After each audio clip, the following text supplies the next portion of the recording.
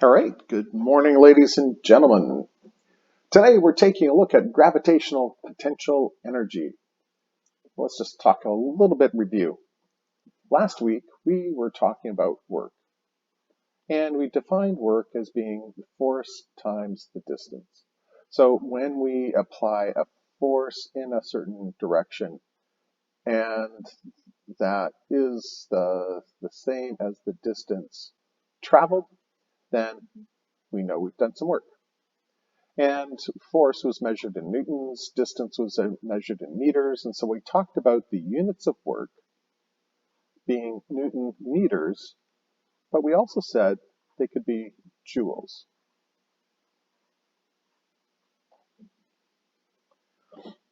So we did a bunch of work, we did a bunch of number of questions and so on, taking a look at work, and work is force times distance, and we could solve the where we had work and force and distance, and we could use this equation in order to solve for work or for force involved or for the distance that was traveled. Well, today we're expanding on this, and we're going to be talking about potential energy. And work and energy are closely related, and we're going to be focusing mostly really on gravitational potential energy, but there are other types of potential energy out there. Let's just talk about gravitational potential energy. Let's say we're at school, and we've got Bobby. Bobby's sitting there, and Bobby's smiling. Bobby's sitting there, and on the floor beside him is, Tammy, the bowling ball. Now, unless Bobby has an extreme of fear of spherical shapes, he's really not afraid of this bowling ball of Tammy. It's sitting on the floor beside him. Can this bowling ball do any harm to him? No. Is there bad feelings between them? No. But if we were to take this bowling ball, and see if I can take this bowling ball. If I could take this bowling ball, let's move this. Here we go. No, that's not what I want either. Let's group this, and let's bring this back to here. And let's group this together. There you go. So if we were to take this bowling ball and to raise it up, is Bobby going to be scared of that bowling ball? No. If we were to take this bowling ball and put it over top of Bobby, would Bobby be afraid at that point? He might say, ooh. He might not be really too happy to see that bowling ball over his head. Why? Well, because if the bowling ball were to fall, boom, boom, boom, then this ooh would then be an ouch, and would not be very good for Bobby. So gravitational potential energy is, energy of position. By changing the position of the object, I can't spell position. Position. There we go. Closer. Just scribble it. The energy of position. By changing the position, by changing the potential energy, uh, this has the potential to do work and to cause them harm. Now, gravitational potential is what we're going to be focusing on, what we're going to be calculating. There are other types of potential energy, including elastic potential energy. And you might say, huh, elastic potential energy? I see elastics all the time. I'm not afraid of them. But then, think of, Mary Sue. And Mary Sue, she's an evil person. And she, takes an elastic and stretches it out between her fingers towards you.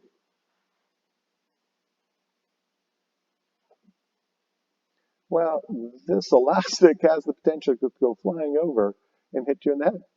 Mary Sue, bad Mary Sue. I can't draw bad Mary Sue. Anyways, there she is. There's the elastic potential energy in here that has the potential to hit you and not feel good. So the elastic potential energy, we can see that. Well, chemical potential energy. Chemical potential energy? Sure, you can think of chemical potential energy in your food. Okay. But think of it this way. Let's say there was an object that was on the ground, spherical again, not a bowling ball, and it had a piece of material in it, and it then happened to, let's do this, and on the side of it, you have to make those sounds, on the side of it said, bomb. Now, seeing the fuse lit and this bomb standing aside, um, even, if this is you and you're much taller than it, you might be saying, ooh, because seeing a bomb beside you is not a good thing. There is chemical potential energy within here that when the fuse goes, then goes boom, and that's not good. So anyways, we're not going to be talking about elastic potential energy or chemical potential energy. We're going to be talking just about gravitational potential energy, but just recognize there are other types of potential energy out there.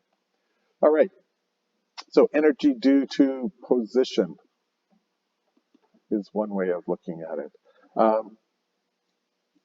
Energy due to the ability,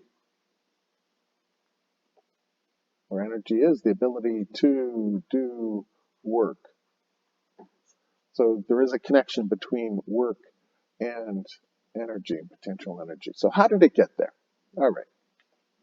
So let's consider Tammy sitting on the ground. There's Tammy. Now, if we wanted to, freak somebody out, here's Bobby.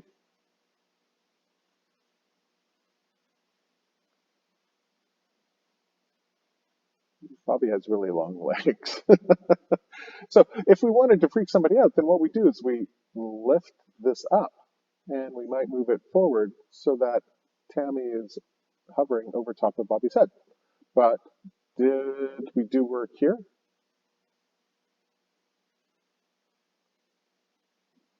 Did we do work here?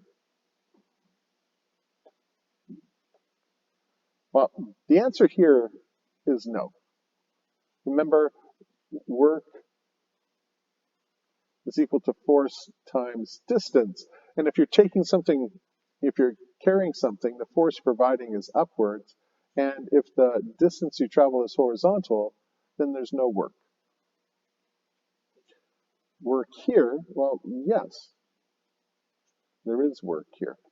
And to find the work was equal to force times distance. And the force here is going to be the force of gravity, which is mg. So we're bringing all these things back together again. And so we provide some force and we raise it through a distance and then we've done some work. Well, we could rewrite this because we could put this into here. So work is equal to mg, that's the force, times the distance that we padded. Well, when we talk about vertical distances, we can talk about that as d, but we often talk about that more as h, or the height.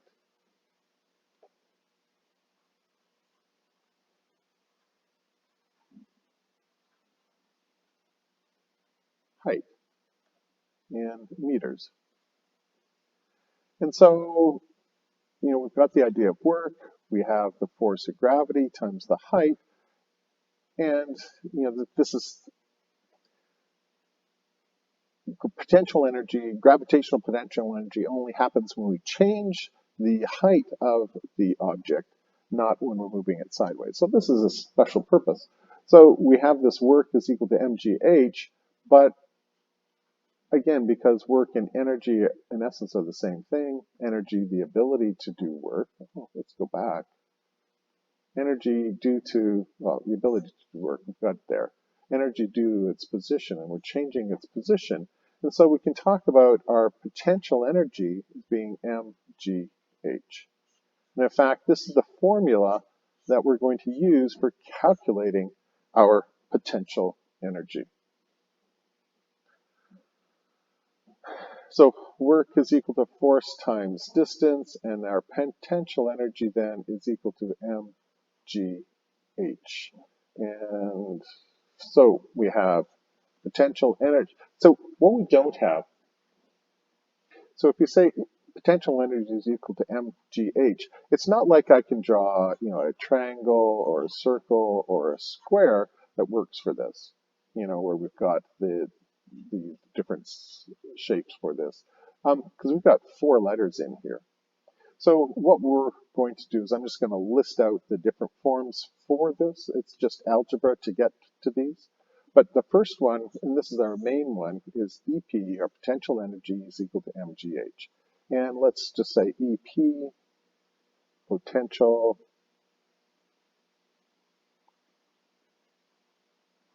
energy, M, mass in kilograms, G, gravitational field strength,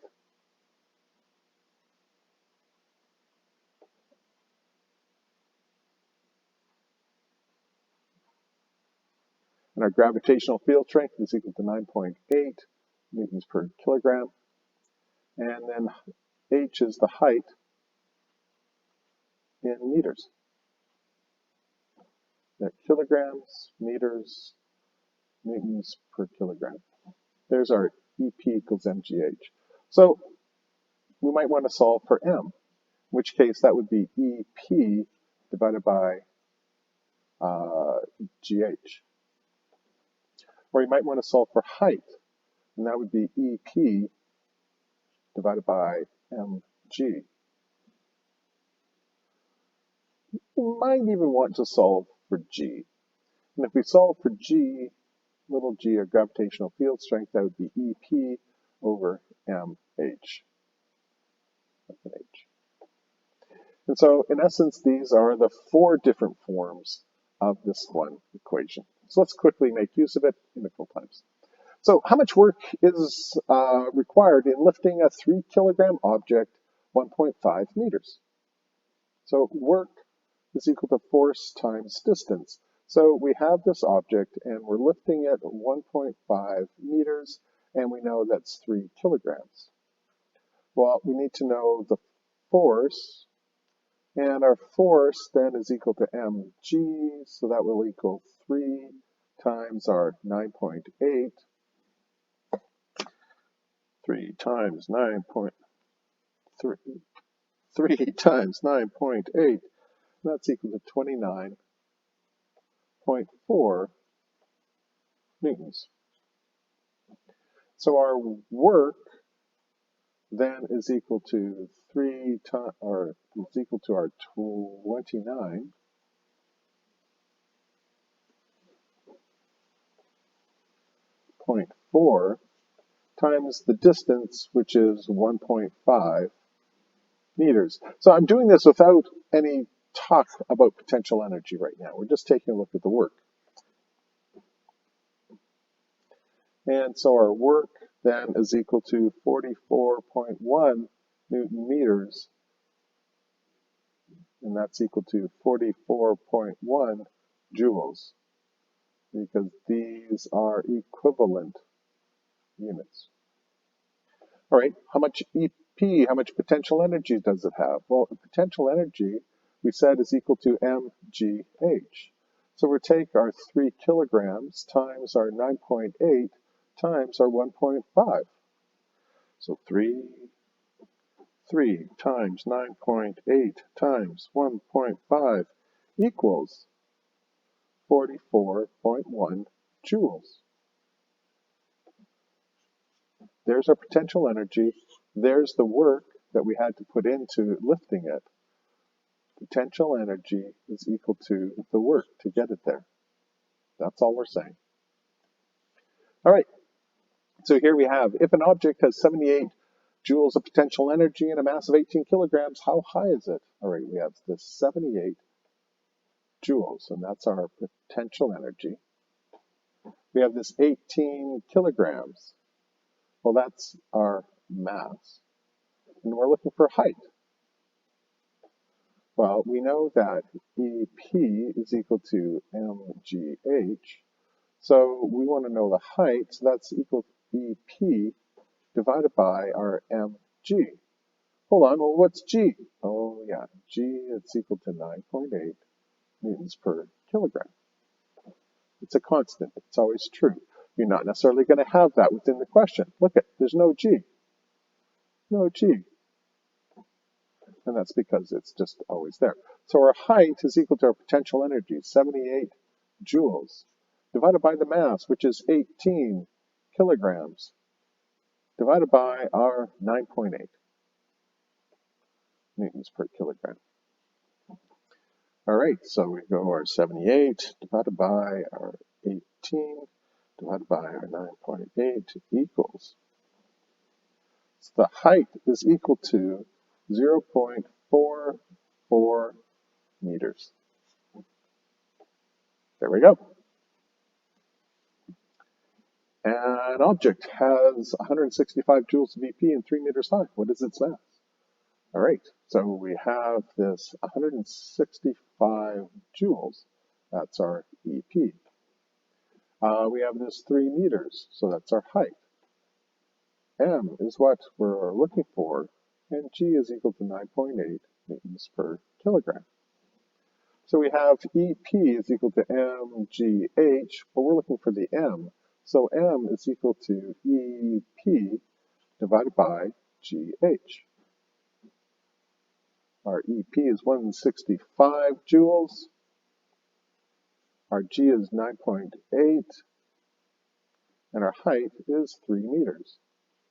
So you go 165 divided by 9.8 divided by 3. That's equal to 5.6 kilograms. There we go. And that's it. So there is a gravitational potential energy worksheet that I will be sending along with this. And yeah, you got no problems. Have a great day.